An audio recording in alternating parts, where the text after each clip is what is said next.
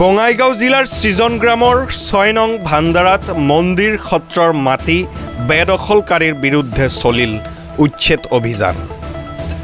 শ্ৰী শ্ৰী ৰঘুনাথ বিগ্ৰহ মন্দিৰৰ সত্ৰৰ ৩৪৯ বিঘা ভূমি একাংশ লগে বিগত ২৫ বছৰ ধৰি বেদখল কৰি অহাৰ অভিযোগ। আজি বঙাইগাঁও জিলা প্ৰশাসনে ২৭টা পৰিয়ালক উক্ত ভূমিৰ পৰা উচ্ছেদ কৰি বেদখল মুক্ত কৰে। বেদখলকাৰীসকলক জিলা প্ৰশাসনে কেইবাবাৰো বেদখল মুক্ত কৰিবলৈ নিৰ্দেশ দিয়াৰ পিছত আজি প্ৰশাসনে উচ্ছেদ অভিযান চলায়। উচ্ছেদস্থলীত জিলা প্ৰশাসন আৰু আৰক্ষী প্ৰশাসনৰ শীৰ্ষ বিষয়া উপস্থিত থাকে। অভয়াপুৰীৰ পৰা আনিচালি report, the North East report. হয়, আজি শ্ৰীৰংগ্ৰাম আমগুৰি সত্ৰত অৱস্থিত শ্ৰী শ্ৰী ৰঘুনাথ বিগ্ৰহ মন্দিৰ সত্ৰত ঘূৰিপুৰীয়া ৰজাই দান দিয়া মাটি, এই মাটিখিনি বহুদিনৰ পৰা বেদখলৰ হৈ আছিল। আজি প্ৰশাসনে উচ্ছেদ অভিযান চলাইছে। আজি প্ৰশাসনক আমাৰ মন্দিৰ কমিটি পৰিচালনা সমিতিৰ ফালৰ পৰা আমি ধন্যবাদ জনাইছোঁ।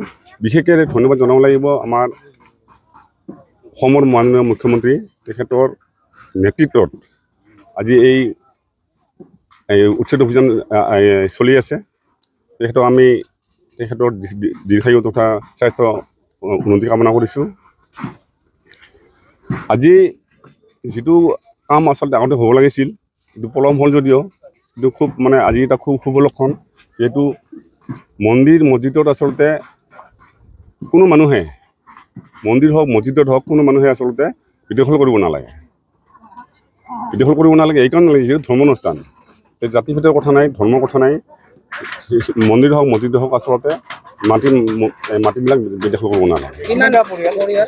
ইয়াত আজি আমাৰ শ্ৰী শ্ৰী ৰঘুনাথ বিগ্ৰহ মন্দিৰ সত্ৰত মোটামুটি ২৭টা পৰিয়াল ঘৰ বান্ধি আছিলে।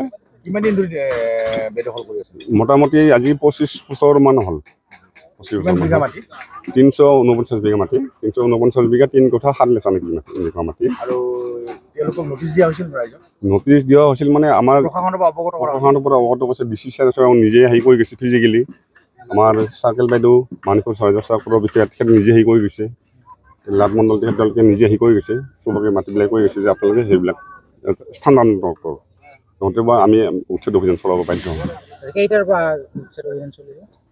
কেইটাৰ পৰা মোটামুটি আৰম্ভ হৈছে। এতিয়া তেওঁলোকে আচলতে উচ্ছেদ অভিযান যদিও তেওঁলোকে আচলতে আমাক চৰকাৰক বা প্ৰশাসনক সম্পূৰ্ণভাৱে তেওঁলোকে হেৰি কৰিছে, সহযোগ কৰিছে। তেওঁলোকে নিজে নিজে ঘৰবিলাক হেৰি কৰি আছে, আঁতৰাই লৈ যাই আছে। এইখিনি আৰু ঠিক আছে।